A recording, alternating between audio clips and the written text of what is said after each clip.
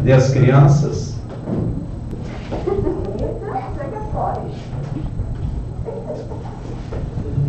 Vamos orar por elas, Senhor Deus de Abraão, Isaque e Jacó. Nós queremos apresentar nossos filhos diante de Ti, porque eles são semente nossa. E nós não queremos a nossa semente no mundo, Senhor. Nós queremos as nossas sementes no reino de Deus. Nós queremos, em nome de Yeshua, povoar o reino de Deus.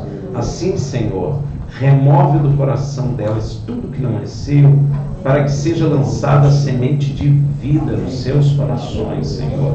Para que elas sejam, em nome de Yeshua, Senhor, luz nessa terra e sal para o louvor da sua glória. Quem vai dar aula?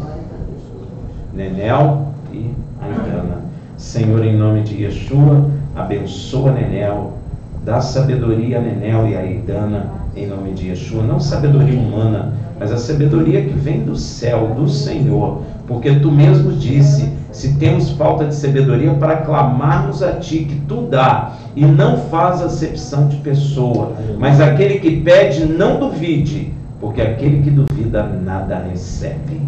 Louvado seja o Teu nome, assim abençoa elas e glorifica o Teu nome, o nome de Teu Filho sobre a vida delas, para a glória do nome do Teu Filho. Amém, Senhor. Que Deus abençoe.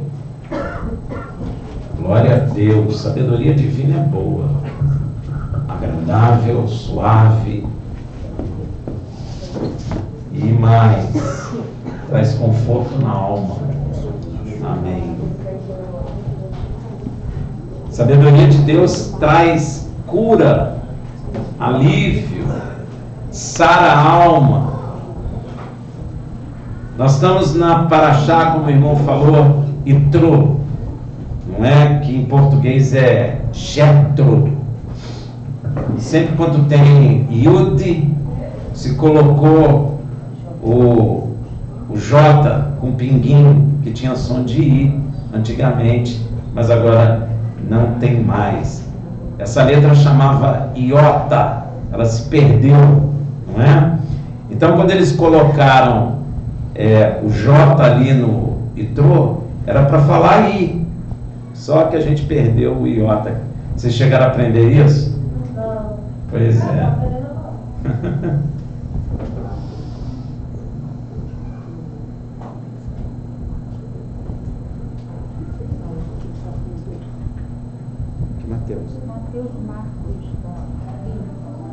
Vamos orar aqui pelo Mateus, que está sentindo dor. Nós não sabemos o que é, mas nós temos a oração e a intercessão diante do Deus Todo-Poderoso, em nome de Yeshua, que nós clamamos pelo Mateus, que essa dor saia do corpo dele, a razão da dor saia do corpo dele, em nome de Yeshua, porque Tu és Deus, Senhor, poderoso para fazer muito mais do que pedimos ou pensamos, segundo o Seu poder que opera em nós, Senhor. Que ele seja sarado em nome de Yeshua HaMashiach.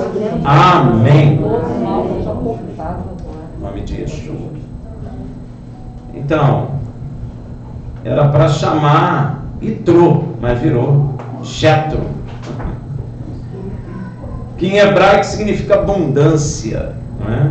Ontem nós falamos um pouco dele, que é muito interessante. Essa paraxá vai de Êxodo 18, 1 a 20, 26. A Haftará, que é a porção dos profetas, é Isaías 6, 1, 7, 6. E alguns também leem Isaías 9, 6 a 7. A porção Berit Hadashá, da Nova Aliança, Mateus 27, 1 a 28, 20. Não sei se você sabe, é a 17ª porção semanal que nós estamos juntos, do ano de 5.782, do ano comum de 2022.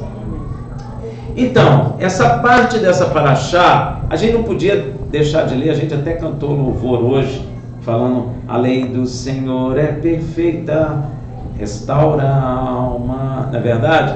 Tem muita gente falando mal da lei de Deus, mas a lei de Deus é boa, ela é espiritual, ela restaura a alma do homem, não é? E esta porção começa mostrando Israel já no terceiro mês de saída da terra do Egito. Veja em Êxodo 19, 1 a 2. No terceiro mês, porque o primeiro mês é qual? Nissan. Então, Nissan é 29 ou é 30? Nissan eu acho que é 29, né? Aí vem 29 mais 30 no terceiro mês aí, tá bom? No terceiro mês, depois que os filhos de Israel haviam saído da terra do Egito, no mesmo dia chegaram no deserto de Sinai. Tendo partido de Refidim, entraram no deserto de Sinai, onde se acamparam. Israel, pois, ali acampou-se em frente do monte. Este monte que Israel acampa é chamado de Monte Horebe, que fica no deserto de Sinai. Às vezes o Monte Horebe é chamado de Monte Sinai na Bíblia por causa de sua localização no deserto de Sinai. Então, quando está falando de Horebe e de Monte Sinai, está falando do mesmo monte, tá bom? Às vezes as pessoas confundem. Neste Monte Horebe, também chamado Monte de Deus, o anjo do Senhor apareceu uma sarça ardente para Moisés. É no mesmo lugar onde Moisés viu pela primeira vez a presença de Deus e o enviou para libertar Israel do cativeiro. A jornada de Israel do Egito ao Sinai terminou no terceiro mês, como vimos. Você imagina aquele monte de gente andando 3 meses no deserto até chegar no Monte Sinai. Eles acamparam diante do monte e permaneceram ali. Ali Deus revelar-se-ia ao povo através de Moisés. O povo de Israel não conhecia Deus. Vai passar a conhecer, viu aquelas maravilhas, mas agora vai ter uma intimidade maior com esse Deus. Aparentemente Moisés subiu o monte 4 vezes. Não sei se você já contou. 4 vezes, não é? Mais ou menos. 2 por uma indefinida duração de tempo, demorou muito, e 2 por um período de 40 dias. 40 dias na presença de Deus. 80 dias 2 vezes, as outras 2 nós não sabemos quanto tempo foi, mas julguemos que deva ter sido mais ou menos. Se foi 40 dias em um e 40 dias em outro, mês tem 29, 30 dias, no mínimo 2 meses. Pois imagina na presença de Deus constantemente ali. A primeira vez que Moisés sobe, Deus propõe um pacto, um concerto condicional com o povo de Israel. Todos os concertos estabelecidos anteriormente por Deus foram com indivíduos, com Noé, Abraão, Isaac e Jacó. Mas aqui, pela primeira vez, é com o povo de Israel como um todo. Amém? Veja em Êxodo 19, de 3 a 5. Então subiu Moisés a Deus, e do monte o Senhor o chamou, dizendo: assim falarás à casa de Jacó, povo de Israel. Agora ele não está falando com um homem só, ele está falando com o povo. E anunciará aos filhos de Israel: vós tendes visto o que fiz aos egípcios, como vos levei sobre asas de águia, e vos trouxe a mim. Agora, pois, se atentamente ouvirdes a minha voz e guardardes o meu pacto, então sereis a minha possessão peculiar dentre os povos, dentre todos os povos, porque minha é toda a terra. Tem gente que fala assim: poxa, mas no Japão ninguém acredita em Deus. Problema deles. A terra é de Deus, onde o Japão está, onde a Índia está, tudo pertence a Deus, e todos os povos pertencem a Ele, porque Ele que criou todas as coisas. Amém? Então, se Israel aceitar o pacto, Israel será uma nação peculiar de Deus entre todos os povos, porque minha é toda a terra. Deus também fala uma coisa muito semelhante para o pacto que nós vivemos hoje, que é chamado pacto, que é chamado em hebraico Berit Hadashah, ou pacto eterno, não é? Ou também chamado nova aliança, amém? Em português, ou o pacto da graça, como muitos gostam de falar, não é? Ele fala uma coisa muito semelhante também para a chamada hoje igreja. E quando nós falamos igreja, não veja aqui denominações, veja povo, porque a igreja é um povo, é uma nação, como Israel é uma nação, como o Brasil é uma nação, nós também somos uma nação, tá bom? E quando ele fala de kahal em hebraico, ele está falando de assembleia, de povo, tá bom? De comunidade. Veja o que Deus fala semelhante ao que ele falou em Israel lá em Tito 2, de 11 a 14, que diz assim: porque a graça de Deus se manifestou, trazendo salvação a todos os homens, ensinando-nos para que, renunciando à impiedade e às paixões mundanas, vivamos no presente mundo sóbria e justa e piamente, aguardando a bem-aventurada esperança e o aparecimento da glória do nosso grande Elohim e Salvador Yeshua HaMashiach, que se deu a si mesmo por nós, para nos remir de toda iniquidade e purificar para si um povo todo seu, zeloso de boas obras. Você é um povo todo de Yeshua para Deus. Por isso que Yeshua fala assim: eis-me aqui com aqueles que tu me deste. Aí, ó, você é um desses. Tanto na primeira aliança como também na segunda, Deus purifica, santifica um povo para ser todo seu. Deus quer que você seja dele, e para você ser dele, para que eu seja dele, nós precisamos ser santificados, limpos e purificados do pecado cujo qual nós andávamos. E como é que se limpa? Yeshua falou: sois purificado pela palavra. Por isso que é uma guerra falar da palavra nas igrejas, porque é a palavra que vai purificar, que vai santificar, que vai nos limpar, para que nós sejamos todos de Deus. É a palavra. Se eu não compreendo a palavra, eu não serei lavado, eu não serei liberto. Eu preciso ler e compreender aqui dentro do meu coração, para que eu seja limpo, para que eu seja purificado, para que eu seja santificado, para pertencer ao Deus vivo, tanto na primeira aliança quanto na segunda. Tanto na primeira aliança como também na segunda, Deus purifica, santifica um povo para ser todo seu. Então, tanto Israel como igreja são povos peculiares do Deus de Abraão, Isaac e Jacó em toda a terra. Então, Deus continua a falar com Moisés em Êxodo 19:6: e vós serei para mim reino, todo mundo sabe, né? Reino sacerdotal e nação santa. Olha que lindo isso.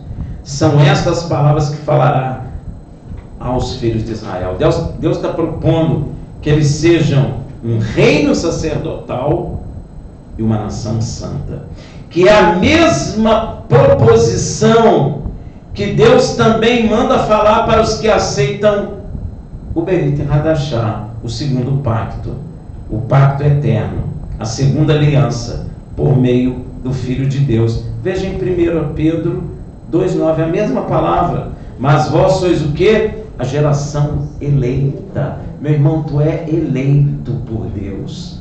Parou para pensar nisso? Tu és eleito por Deus, mas vós sois geração eleita, o sacerdócio real, olha aí, a nação santa. Deus não está falando a denominação santa, Deus está falando que nós somos uma nação santa, como Israel é uma nação santa, vós sois nação santa, o povo todo é adquirido para Deus, né? O povo todo seu, para que proclamei as grandezas daquele que vos chamou das trevas para a sua maravilhosa luz. Então, quando nós olhamos a igreja como denominação, nós estamos indo contrário daquilo que Deus propôs para nós, que Ele quer que nós sejamos uma nação santa, uma nação real e sacerdotal, uma nação peculiar.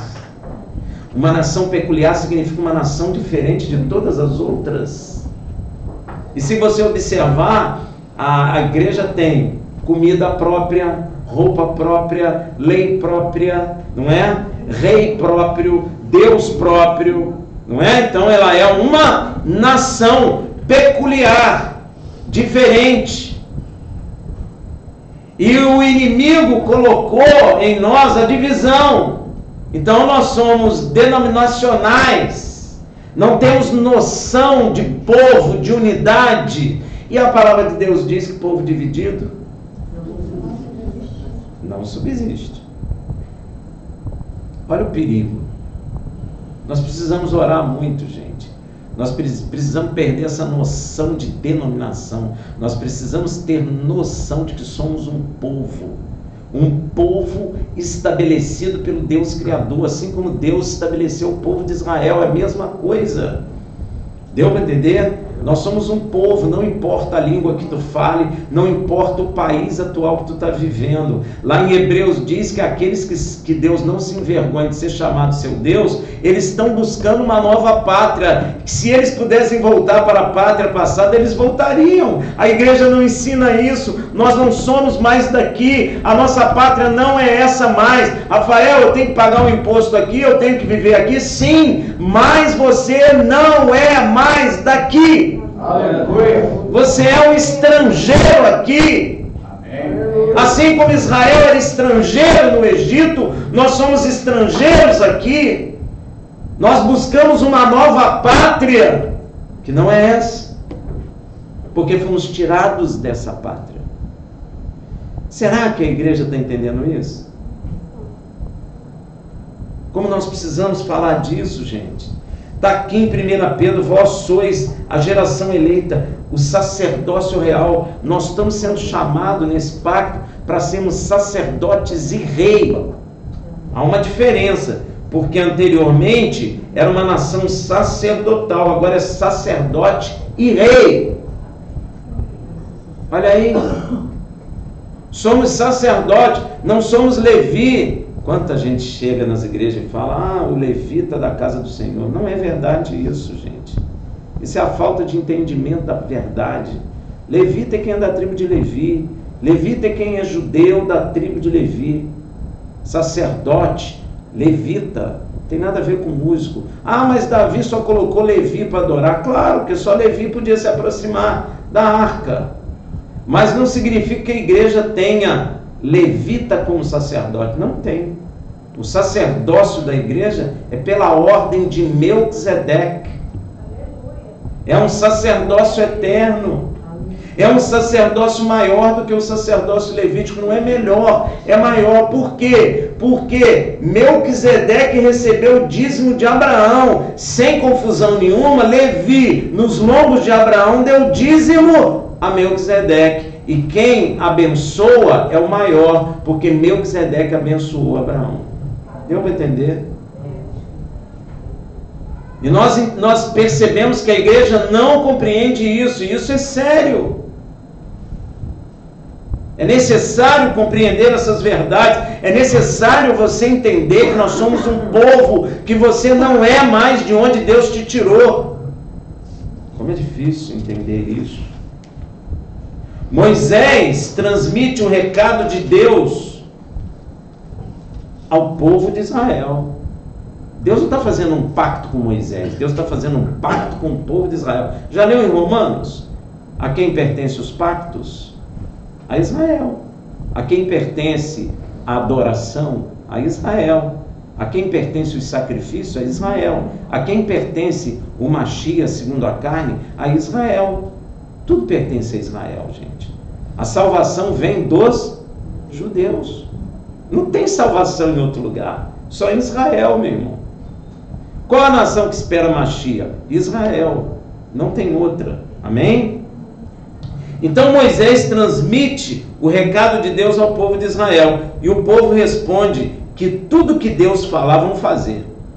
Ou seja, eles aceitam o pacto. Eles aceitaram. Êxodo 19, de 7 a 8. Veio, pois, Moisés, e tendo convocado os anciãos do povo, expõe diante deles todas essas palavras que o Senhor lhe tinha ordenado, ao que todo o povo respondeu a uma voz: tudo que o Senhor tem falado, faremos. E relatou Moisés ao Senhor as palavras do povo. É interessante, né? Você acha que Deus não ouviu? Hein? Claro que Deus ouviu. Mas eu preciso falar, eu preciso dizer sim, eu preciso querer. Meu irmão, Deus não vai invadir sua vida. Se você não quer a salvação, se você não quer a cura, Deus não vai invadir você. Você precisa dizer: eu quero, dentro do teu coração, para que Deus opere em sua vida. Da mesma forma, Deus manda que as cartas do Berit Hadashah, da Nova Aliança, sejam lidas diante de todos os santos. É por isso que você precisa compreender toda a verdade. Você precisa compreender toda a palavra. Deus mandou ler as cartas diante de todos. E a gente entra na igreja, um só lê João, outro só lê, Lucas, outro nunca leu Judas, nunca leu Tessalonicenses, Colossenses, 1 Coríntios, 2 Coríntios. Por que não lê? É para ler, você precisa, porque você precisa concordar com o pacto. Precisa ser público. Não basta. Criou-se na igreja uma atitude assim, ó. Você aceita Jesus? Aceito. Levanta a mão. Pronto, acabou.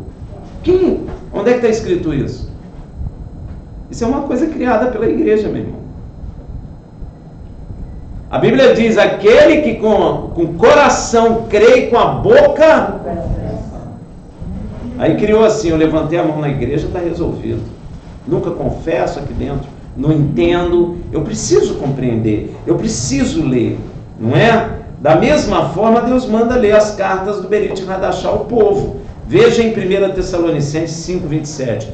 Pelo Senhor vos conjuro que essa epístola, ou seja, a carta, seja lida a todos os santos. Ó, é por juramento.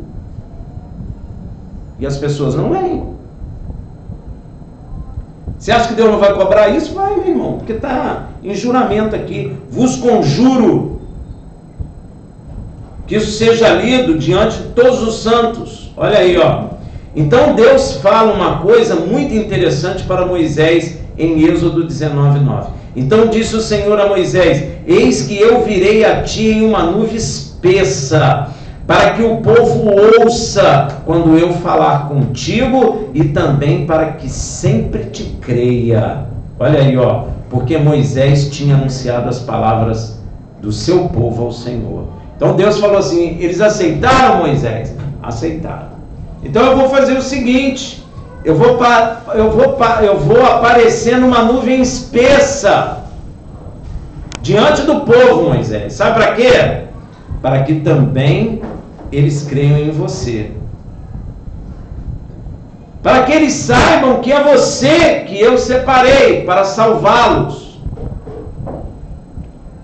Prestou atenção nisso? Olha o que Deus fala para Moisés: e também para que sempre te creia. Você nota que Israel não tem dúvida de quem é Moisés. É exatamente por essa razão, agora você vai entender, para que o povo cresça, que o próprio Deus testemunha de Yeshua no seu batismo. uma das primeiras testemunhas, Lucas 3, 21 a 22, quando todo o povo fora batizado, tendo sido Yeshua também batizado, estando ele a orar, o céu se abre e o Espírito Santo desceu sobre ele em forma corpórea como uma pomba, e ouviu-se do céu esta voz: Tu és meu filho amado, em ti me comprazo. Ele está testemunhando, creia nele, eu tenho prazer nele. E também por essa razão que houve o milagre da transfiguração no monte, que é a mesma coisa que aconteceu com Moisés. Deus apareceu numa nuvem espessa e de lá falou com o povo, e o povo passou a crer em Moisés. É a mesma coisa na transfiguração. Você quer ver? Lá, ó. Para que o povo cresça em Yeshua, inclusive Deus veio em uma nuvem, como foi na época de Moisés. Veja em Mateus 17:5, estando ele ainda a falar, eis que uma nuvem luminosa os cobriu. Da mesma maneira. Ah, Rafael, mas lá está escrito espessa, aqui está escrito luminosa. Isso é uma questão de tradução, meu irmão. Deus apareceu numa nuvem como apareceu para Israel no primeiro pacto, está aparecendo também no segundo pacto. E dela saiu uma voz que dizia: Este é meu filho amado, em quem me comprazo. A ele ouvi, a ele creia nele, porque é ele que separei para vos salvar. Está aí a mesma coisa. Você consegue notar a similaridade desse pacto que Deus está fazendo com o povo de Israel, com o Berit Hadashah, o novo pacto, a nova aliança? Até existe similaridade entre a posição de Moisés nesse pacto e a posição de Yeshua no Berit Hadashah. Os dois são enviados de Deus. Os dois. Para libertar e salvar. Até Israel tem dificuldade. A igreja não era para ter, a igreja tem dificuldade com Moisés. Porque o Paulo fala assim, todos foram batizados em Moisés. E aí o pessoal, poxa, vamos deixar isso quieto aí, que tem alguma coisa errada. Não está errado não, está certo. Você é batizado por quem te salva. Por que nós somos batizados em Yeshua? Porque é ele que nos salva. Por que Israel foi batizado em Moisés? Porque Moisés era o salvador ali naquele momento. Então há uma similaridade entre os dois. Há uma diferença só entre os dois. Um é servo, outro é filho de Deus. Essa é a diferença. Mas todos os dois. Por isso que não existe o tal batismo, eu te batismo em nome do Pai, do Filho e do Espírito Santo. Não existe isso. Foi a igreja que criou. E escreveu lá no único texto, em Marcos ou Mateus, não lembro bem, que já tem algumas traduções sendo corrigidas. Porque você é batizado naquele que te salva. Como Moisés salvou naquele período Israel, né? Deus salvou Israel por meio de Moisés, então o povo foi batizado em Moisés. Nós somos salvos por Deus por meio de Yeshua, somos batizados em Yeshua. Amém? Amém. Não esqueça isso. Mas existe uma diferença que eu já falei, mas vou ler, fundamental, que nos mostra que Yeshua é superior a Moisés. Não é melhor que Moisés, ele é superior, porque ele é filho de Deus. Está escrito em Hebreus 3, de 1 a 5, pelo que? Santos irmãos. Você está sendo chamado de santo. Você é santo? Hein? Olha o que ele está falando. Pelo que? Santos irmãos, participantes da vocação celestial. Nós somos estes. Somos santos irmãos e somos participantes da vocação celestial. Considerai o apóstolo e sumo sacerdote da nossa confissão. Então Yeshua é apóstolo e é sumo sacerdote. Ó, você já sabia que Yeshua é apóstolo? Hein? Você não sabia, né? Então está sabendo agora. Yeshua também é apóstolo. Yeshua também é chamado profeta, não é? Yeshua é sumo sacerdote. Só que Yeshua, ele é nascido da tribo de Judá, então ele não pode ser sacerdote levita, porque ele não é levi. Então ele é sumo sacerdote pela ordem de Melquisedeque.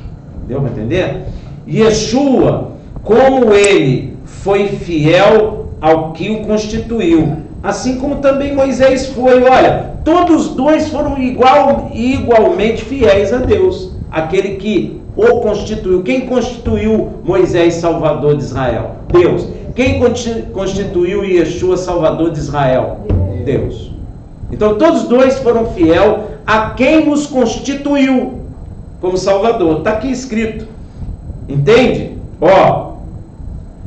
Yeshua, como ele foi fiel ao que o constituiu, assim como também Moisés o foi. Então está igual até agora. Todos dois são fiéis a Deus, em toda a casa de Deus, todos dois. Você nota que Moisés nunca questionou Deus. Questionou? Pô, Senhor, por que isso? Não estou a fim de fazer isso não, Senhor. Ele nunca disse isso. Diz, Deus falou, ele ia fazer, não importa o que os outros falassem. Yeshua é a mesma coisa. Ele veio fazer o que o Pai mandou. Eu falo o que o Pai me mandou falar. Eu faço o que o Pai mandou fazer. É isso que ele fazia. Eu não vim fazer a minha vontade, mas a vontade do meu Pai que está nos céus. Olha aí, todos dois foram assim, não é? Pois ele é tido por digno de tanto maior glória do que Moisés. Agora Yeshua tem mais glória do que Moisés, e ele vai explicar por quê. Quanto maior honra do que a casa tem aquele que a edificou, porque toda a casa é edificada por alguém, mas quem edificou toda a coisa é Deus. Deus edificou tudo. Moisés, na verdade, foi fiel em toda a casa de Deus como servo, para testemunho das coisas que haviam de anunciar. Então Moisés foi testemunho na casa de Deus como servo. Que Moisés é constituído como servo é falado claramente em Êxodo 14:31. E viu Israel a grande obra que o Senhor operara contra os egípcios, pelo que o povo temeu ao Senhor e creu no Senhor e em Moisés, seu servo. Não falou Moisés, seu filho, falou Moisés, seu servo. Mas sobre Yeshua, olha o que a palavra fala em Hebreus 3:6. Mas Machia o é como filho. Como filho sobre a casa de Deus, a qual casa somos nós. A casa naquela época era só Israel, e Moisés foi fiel em toda a casa de Deus, mas o foi como servo. Agora, Yeshua está sendo também fiel na casa de Deus, como Moisés o foi, mas só que ele tem mais glória, porque ele foi fiel na casa de Deus como filho. É diferente. Essa é a diferença entre os dois. Entendeu? Um é servo, outro é filho. O qual casa somos nós, se tão somente conservarmos firmes até o fim a nossa confiança e a glória da esperança. A esperança é uma glória. Tem muita gente que fala assim: eu queria ver a glória de Deus. A glória de Deus está na sua esperança. Se você tem esperança de tudo isso que está sendo dito aqui, você tem a glória de Deus em seu coração, porque você é a casa de Deus, e Yeshua, ele está cuidando de você como casa de Deus, porque ele é zeloso como filho e não como servo. Não que como servo a posição de Moisés foi ruim. Não foi. A posição de Moisés foi excelente. Deus dá honra a Moisés. Tem muita gente que confunde e pensa que Moisés é um grande legislador, porque Deus fala que a lei é de Moisés. É a honra que Deus dá a Moisés, porque ele foi fiel em toda a casa de Deus. E qual era a casa de Deus? Só Israel naquele período. Hoje é Israel e igreja. E Yeshua, ele está cuidando de nós com toda a fidelidade como filho de Deus. Ele sabe que você pertence ao Pai. Ele sabe que como pertence ao Pai, tu é herança dele. Moisés estava cuidando da casa de Deus, mas sabia que ele é um servo. Mas ele foi fiel, digno de honra. Mas o filho tem muito mais honra, porque é filho. Não tire a honra de Moisés, porque Deus não tirou. Ele tem honra, mas o filho tem muito mais honra. Esta é a diferença fundamental. Moisés é servo e Yeshua é o próprio filho do dono da casa, o nosso Pai Celestial, o Deus de Abraão, Isaac e Jacó. Então Moisés sobe ao monte pela segunda vez e foi acompanhado de uma tremenda demonstração da majestade e glória de Deus. Ao povo foi dito para lavar-se e purificar-se e não se aproximar nem tocar o monte. E todo o monte de Sinai fumegava, gente. Você sabe que lá em cima do monte Sinai tem uma terra preta, que eles acham que é por causa disso, não é? Por causa do fogo de Deus, não é? Então todo o Sinai fumegava, porque o Senhor descera sobre ele em fogo. E o seu fumaça, subiu como o fumo de um forno. Já viu o vulcão? Ficou assim, meu irmão. Olha aí, ó. E todo o monte tremia grandemente. E o zunido do quê? Do chofar. Traduziu para buzina, né? Mas o zunido do chofar, meu irmão, você imagina? Tremor de terra, vulcão, fogo pegando no Sinai e o toque do chofar vindo do céu. Como é que você ia ficar? Hein? Seu joelhinho, o quê? Tremer, meu irmão. Tremer. Tapar o ouvido. Não é? Se prostrar. Pedir misericórdia. Falar, não, não, não, Senhor. É isso que você ia fazer. E o zunido do chofar ia crescendo em grande maneira, ia crescendo, meu irmão. Cada vez mais ia ficando mais alto, mais alto. Moisés falava e Deus lhe respondia em voz alta. Não, era gritado em voz alta. Foi aqui que Moisés recebeu a lei e comunicou ao povo. Você nota que a lei é importante ou não é importante? Para Deus se manifestar em fogo e deu a lei. Por que Deus manifesta em fogo e dá a lei? Juízo, fogo é. Gente, quando Yeshua é batizado, o Espírito de Deus vem em forma corpórea de pomba. Não vem em forma corpórea de fogo como foi nos discípulos. Sabe por quê? Porque Yeshua não tem pecado, não precisa de juízo. E nós temos pecado, precisamos de juízo. O mesmo fogo que apareceu no Monte Sinai ardeu no meu coração quando eu recebi o Espírito de Deus. Ardeu no seu coração como fogo, porque queimou o pecado que estava em nós. É o juízo de Deus sobre nossas vidas. Agora, Yeshua não teve pecado. Não precisava vir fogo. Veio em forma corpórea de pomba. Olha que maravilha. Porque ele ia ensinar, porque ele não tem pecado nenhum. Não haveria nenhuma necessidade de Deus mandar fogo sobre Yeshua, porque Yeshua não tem pecado. Quem tem pecado somos nós. Você nota que logo quando os discípulos estão reunidos, vem um vento impetuoso e eles olham, vem língua de fogo. Pois é. Para queimar o pecado é juízo. É a mesma coisa que aconteceu no Sinai, gente. Só que agora não é mais no Sinai, é em nós. A glória, quando o homem estava lá no Éden, a glória de Deus estava com o homem. Quando o homem expulsou Deus por causa do pecado, a glória de Deus desceu no Sinai. Depois foi para o Miscã, para o tabernáculo. Depois foi para o templo e depois veio para nós. Porque nós é que somos casa de Deus. É o homem que é casa de Deus. É onde Deus quer habitar. Está em Efésios. Que todos nós vamos crescendo para a habitação em espírito do Deus Altíssimo. É nós que somos a casa. E é de você que Yeshua cuida dia e noite. Como filho do dono da casa. Não como servo do dono, mas como filho do dono da casa. Isso já está dizendo que você é do Deus vivo. E o filho dele é que cuida de você.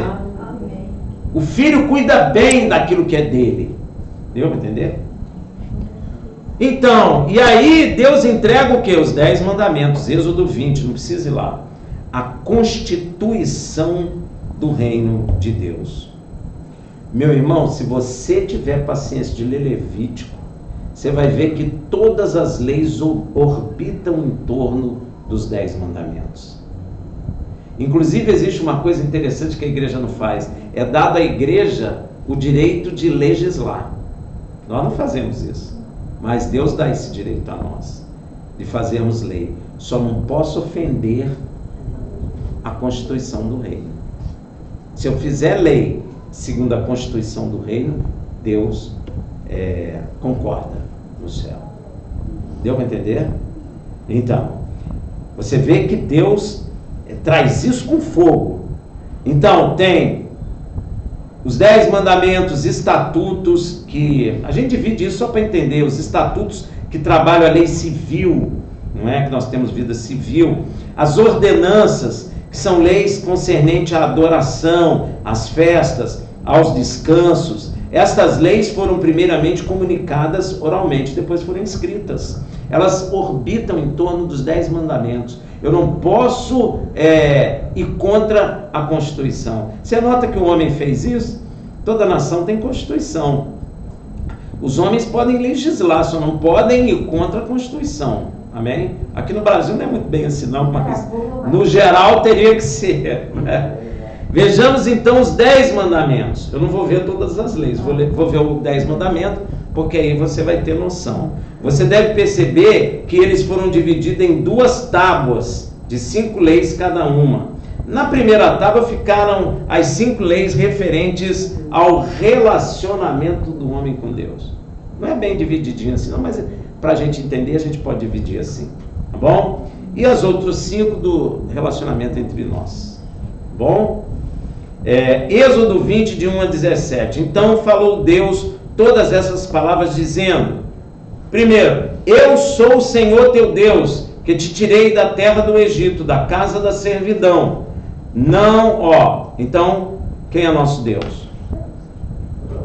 Existe um problema na igreja, né, com esse mandamento aí. Não existe? Por causa do problema da trindade, essas coisas todas. Mas Deus está falando que ele é errado. É um. Eu sou o Senhor teu Deus, que te tirei da terra do Egito, da casa da servidão. Casa da servidão, ele tirou a gente do pecado, é a mesma coisa mesmo. Amém? Não terá outros deuses diante de mim. Eita ferro. E os santos? Santo não sei o que, adora santo não sei o que, e diz que é cristão. Não é, meu irmão.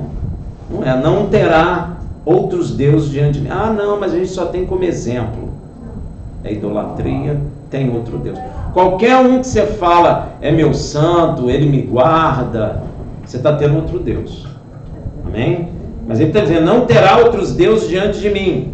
Não fará para ti imagem esculpida, nem figura alguma do que há em cima no céu, nem embaixo na terra, nem nas águas debaixo da terra. Não te encurvará diante delas, nem as servirá, porque eu, o Senhor teu Deus, sou Deus zeloso, que visito a iniquidade dos pais nos filhos até a 3ª e 4ª geração daqueles que me... A palavra aí é odeiam. Se eu tenho imagem de escultura e falo de Yeshua, isso não representa uma verdade diante de Deus, porque Deus está dizendo que eu odeio ele, porque eu fiz imagem de escultura e me prostro diante delas. E ele vai visitar essa iniquidade. Iniquidade é o quê? Desobediência do mandamento. Eu vou visitar a sua desobediência. Como que ele vai visitar? Dos pais nos filhos até a 3ª e 4ª geração. Que coisa, hein, meu irmão? Acabou isso? Não. E uso de misericórdia com milhares dos que me amam e guardam os meus. Por isso que Yeshua falou, aquele que me ama é aquele que guarda os meus mandamentos. E aqueles que guardam os meus mandamentos será amado de meu Pai. E eu e o Pai viremos e faremos morar. Você vira a casa de Deus. Deu para entender? Aí você vira a casa de Deus, aí Yeshua, ele é zeloso na casa do Senhor como filho, ele cuida de você com zelo, com cuidado, mas não como servo, mas como filho de Deus, como filho do dono da casa. Vou melhorar a coisa, como filho do seu dono. Melhorou? O seu dono é quem? O Deus de Abraão, Isaac e Jacó. Então, se eu obedeço o mandamento dele, ele vem, ele e o filho fazer morada em mim. E ele começa, fala assim para o filho: filho, cuida dessa casa aí. O filho cuida com zelo. Cuida com zelo, porque filho herda de pai. É diferente do servo. O servo não vai herdar, mas o filho vai herdar aquilo do pai. Então ele vai cuidar de você com todo zelo.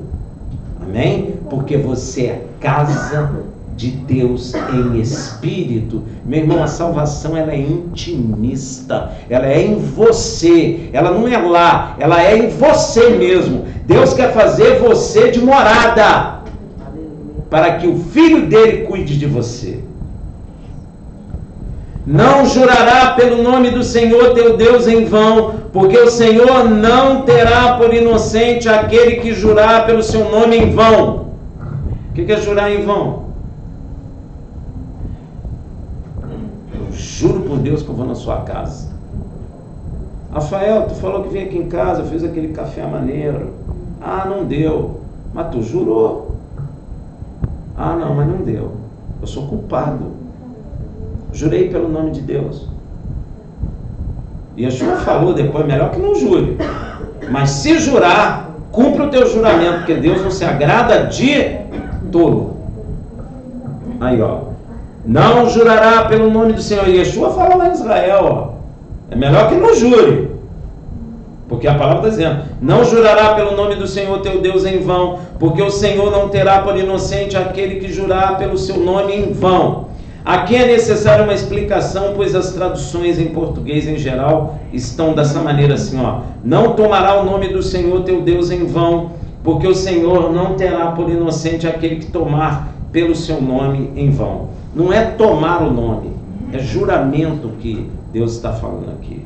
Deu para entender? Yeshua nos explica que essa tradução não está correta, que na verdade a tradução correta é não jurará pelo nome do Senhor teu Deus. Veja o que Yeshua fala em Mateus 5,33. Outro sim ouviste que foi dito aos antigos: não jurará falso, mas cumprirás para com o Senhor os seus juramentos. Ele está fazendo menção desse mandamento.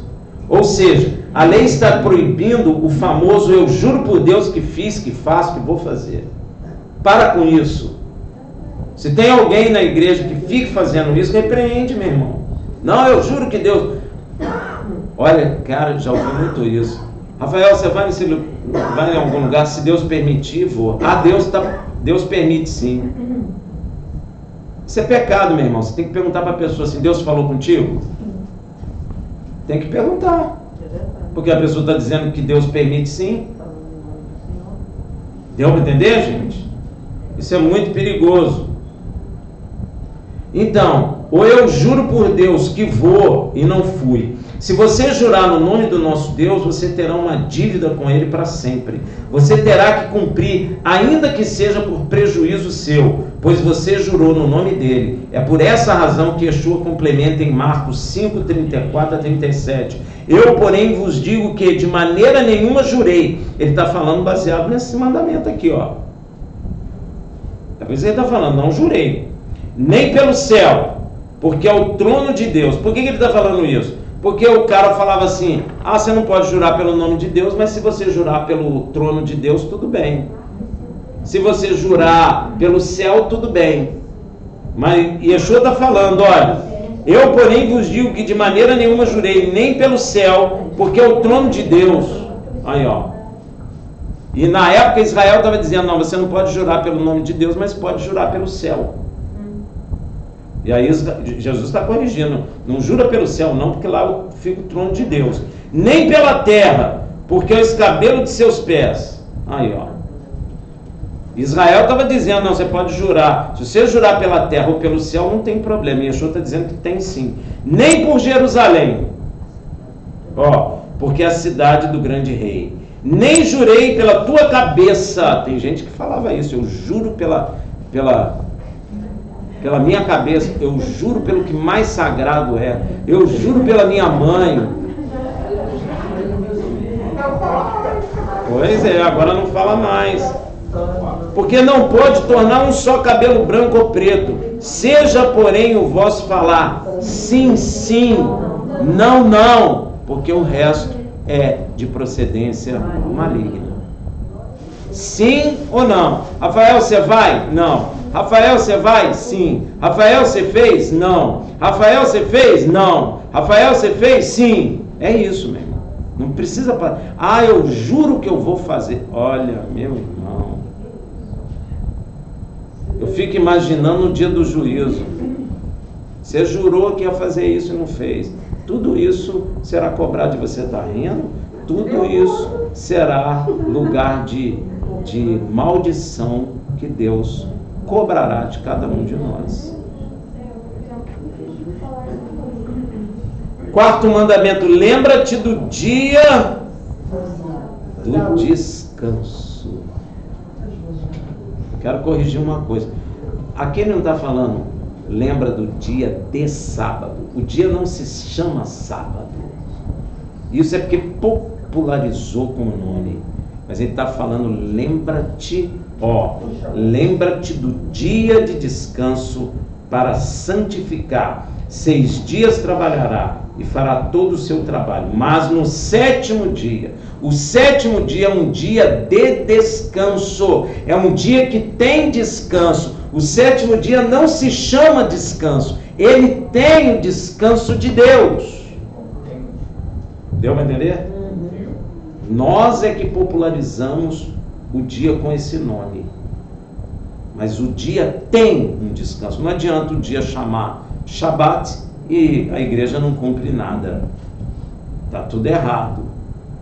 É um dia, é o 7º dia, o dia do descanso. Mas no 7º dia é o descanso do Senhor teu Deus. Gente, isso é muito sério. É o dia do descanso do Senhor teu Deus. Quem é teu Deus?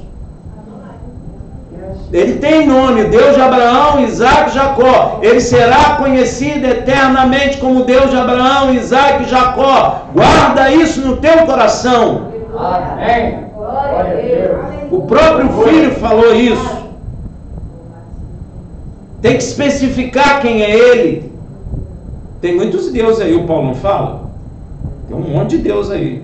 Ou que se diz Deus, e não é. Você vai no centro espírita aí, você vai no catolicismo, está cheio de Deus. Ah, não, é santo. Santo é Deus, meu irmão, mesma coisa. O cara lá no joelho, não faz promessa, não anda não sei quantos quilômetros de joelho, não sobe escada de joelho, não lava a escada, tudo em nome do santo. Então esse santo é Deus dele. Tem uns que até dentro da igreja, que o Deus é o dinheiro. Amém? Então toma cuidado aí. Lembra-te do dia do descanso, o Shabat, para o santificar. 6 dias trabalharás e fará todo o seu trabalho, mas no 7º dia é o descanso do Senhor teu Deus. Nesse dia não fará trabalho algum, nem tu, nem teu filho, nem tua filha, nem teu servo, nem a tua serva, nem o teu animal, nem o estrangeiro que está dentro das tuas portas. Porque em 6 dias fez o Senhor o céu e a terra, o mar e tudo que neles há, e ao 7º dia descansou. Por isso o Senhor abençoou o dia do descanso e o santificou. Santificar é separado, e separado está. Eu não aceito isso. Problema seu. A verdade é essa. Creia ou não creia. Porque se você crê ou não crê, a verdade não será mudada. E ela será cobrada de você com certeza absoluta. Porque Deus não é Deus de brincadeira. Não é? Talvez esse mandamento seja o mandamento mais desprezado pela igreja. Não é? Meu Deus, dá briga isso. Guerra de foice. Não é? Você fala assim, não matarás. Até o ímpio concorda. Rapaz, se você falar, a Bíblia, ela concorda com a pena de morte. Até o ímpio bate em você. Não matarás. Não, legal, bonito. Porque matar afeta a carne do homem. Ah, não, então tá certo. Guardará o 7º dia em descanso. Que? Isso é loucura. Isso é pro judeu. Isso você é maluco. Você está debaixo da lei. É uma loucura total. É uma loucura, né? Dá briga isso, meu irmão. Honra teu pai e tua mãe para que se prolongue os teus dias na terra que o Senhor teu Deus te dá. Rafael, mas meu pai é macumbeiro. E daí? Se Deus tivesse escrito aqui, só honre o pai que não é macumbeiro, a mãe que não é macumbeira, aí tudo bem. Não inventa não, meu irmão. Ele está dizendo, honra teu pai e tua mãe. Mas minha mãe é isso, é aquilo, eu não sei o que. Não importa. Honra e ame a sua mãe. Amém. Honrar pai e mãe não significa você estar concordando com o erro deles. Ah, pastor, mas minha mãe é muito macumbeira. Meu irmão, você não tem nada com isso. Deixa ela na macumba dela lá, ora por ela. Mas você tem que honrar a sua mãe. Amém. O seu pai. Amém. Honra teu pai e tua mãe. Eu estou falando isso porque um monte de gente, eu sou pastor, um monte de gente vem me perguntar isso. Mas minha mãe é isso, minha mãe bebe, meu pai bebe, minha mãe traiu meu pai. Problema deles. Nós temos que honrá-los. Não é dizer você está certa, mamãe. Você está certo, papai. Não é isso, não. Você vai dizer você está errado, mamãe, você está errado, papai. Papai, o que você precisa? Ah, eu preciso disso. Toma, honra teu pai. Honra tua mãe. Amém. É isso. Ah, mas meu pai é um bêbado. Meu irmão, honra teu pai e tua mãe. Se Deus tivesse dito assim, ó, se teu pai for um cachaceiro, então pisa ele. Amém. Mas não foi isso que ele disse. Então nós devemos parar aonde Deus mandou. É aqui que ele mandou fazer, isso nós vamos fazer. É isso que Deus quer, meu irmão. Deus não quer que você fique criando coisas, inventando coisas. Você precisa obedecer. Não é? Aquele que me ama é aquele que obedece os meus mandamentos. Aí está escrito. Não matarás. Esse é fácil.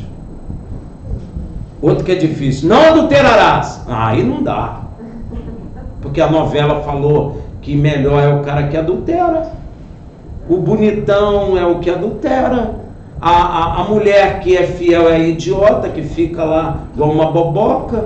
Aí começa a inverter os valores e isso entra até no coração da igreja, gente.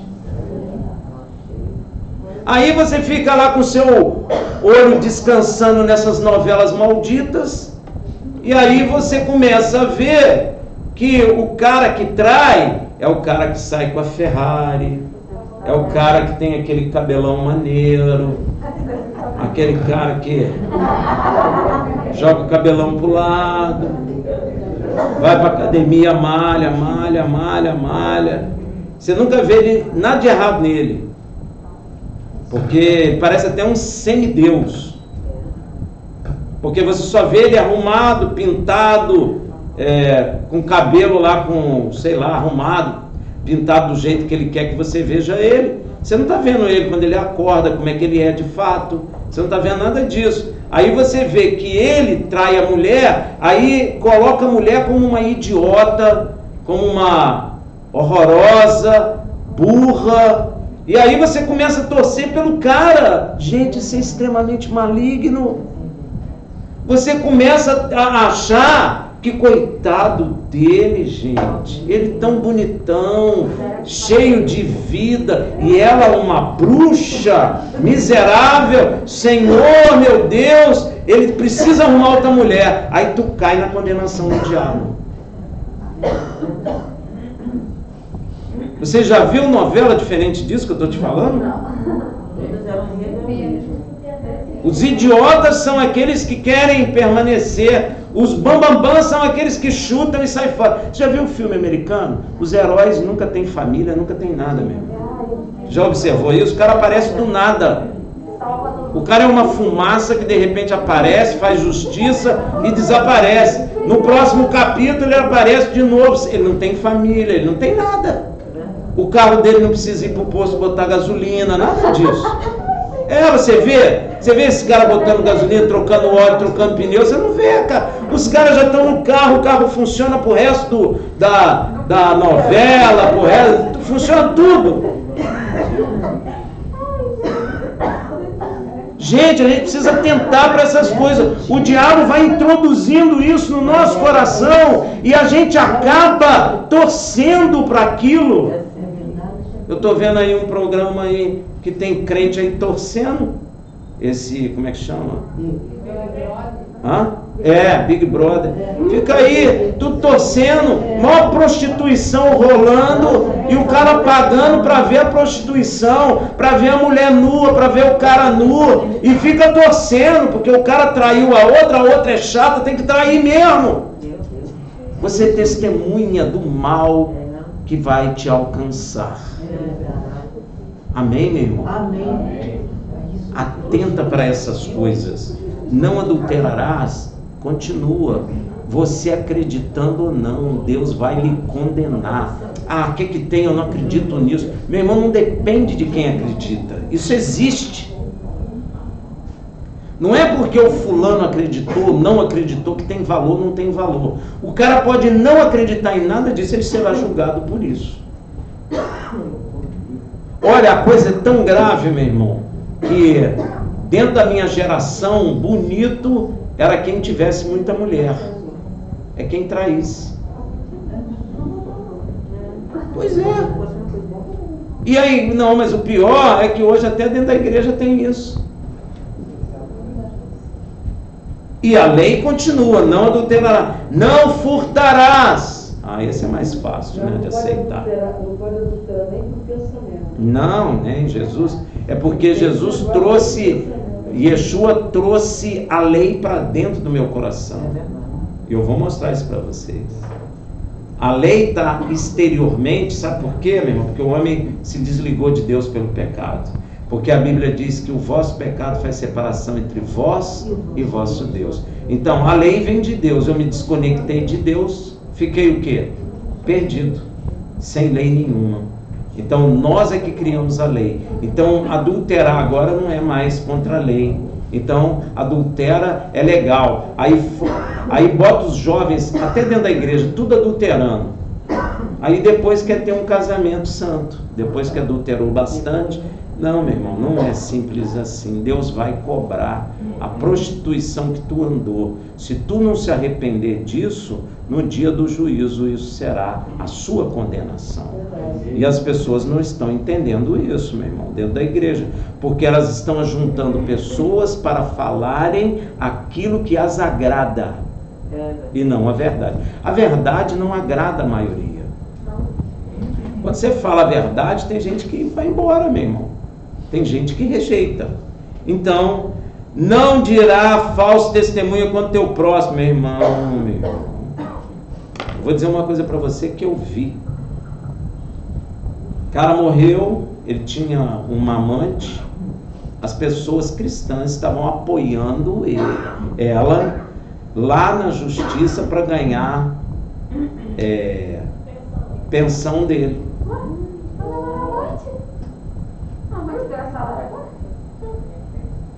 Não, tem uma lei aí que ele conviveu com a pessoa. Aí eles entraram. Mas o pior é que crente testemunhou. Olha aqui, ó.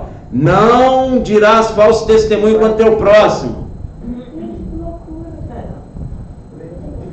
A mulher era amante do cara. E os crentes estavam indo na justiça apoiar ela. Gente, isso é loucura total. A igreja está perdida, meu irmão. Eu não estou falando de coisa que me contaram, não, eu ouvi. Não, mas pastor, coitada, ela não tem nada. Não é porque trabalhou, não, ela é adúltera. Você não pode lutar por uma coisa assim, meu irmão. Isso é loucura. Você está dando falso testemunho. Deus vai cobrar de você. Não cobiçará a casa do teu próximo. Olha, isso é sério, gente. Não cobiçará a mulher do teu próximo. As mulheres andam toda nua. A Bíblia diz que cobiçando e sendo cobiçados. O diabo tirou a roupa das mulheres para que cobissem. O diabo tirou a roupa dos homens para que as mulheres o cobissem. E cobiça leva à condenação. Rafael, como é que eu vou fazer diferença entre cobiçar e amar?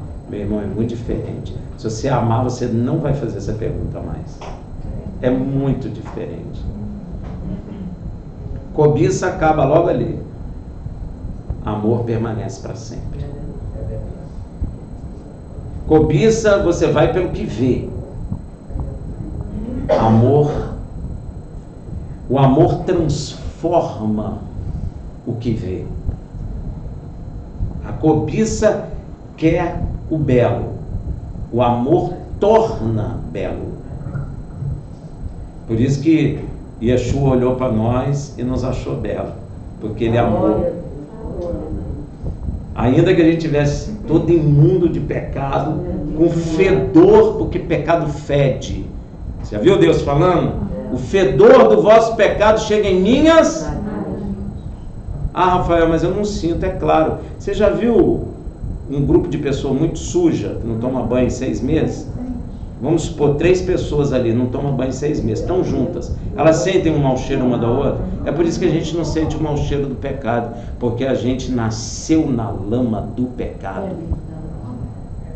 Mas Deus é santo, então Ele vê exalar aquele fedor de pecado, meu irmão. Pecado fede. Você não tem noção, talvez nenhum de nós.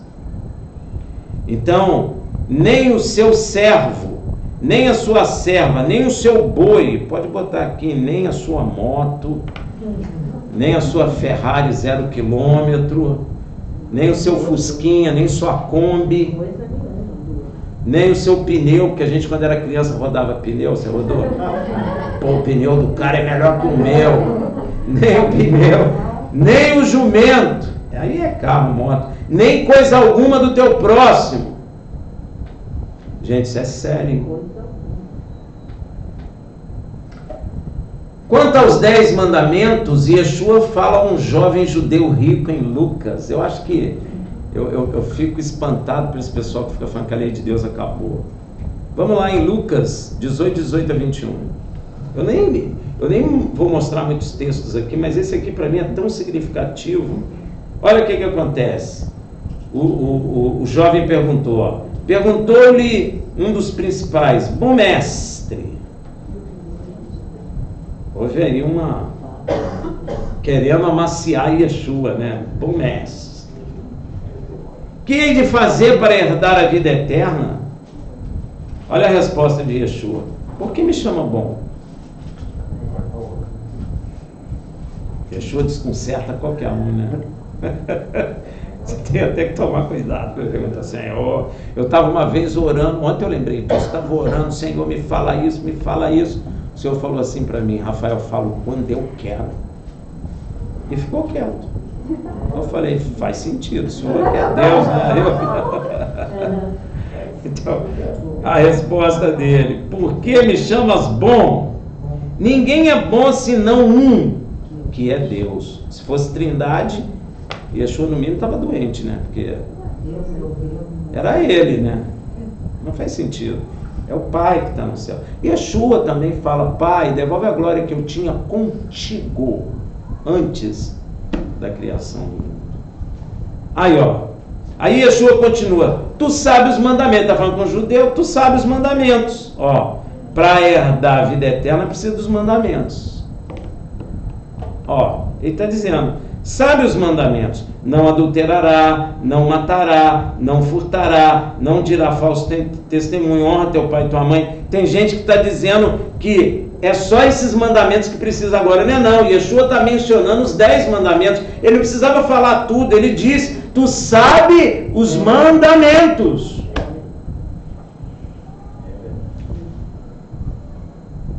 Aí o cara replicou: tudo isso tenho guardado desde a minha juventude, mocidade.